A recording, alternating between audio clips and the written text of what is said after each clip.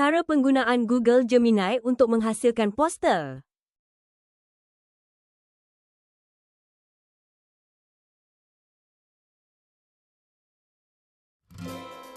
Pertama, masuk pada website Google Gemini.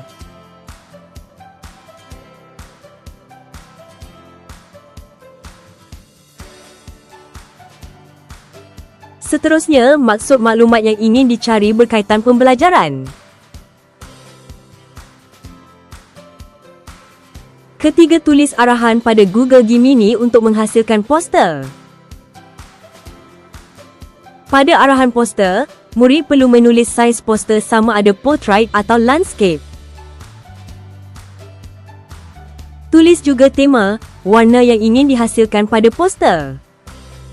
Kerana poster yang dihasilkan mengikut apa yang ditulis oleh murid.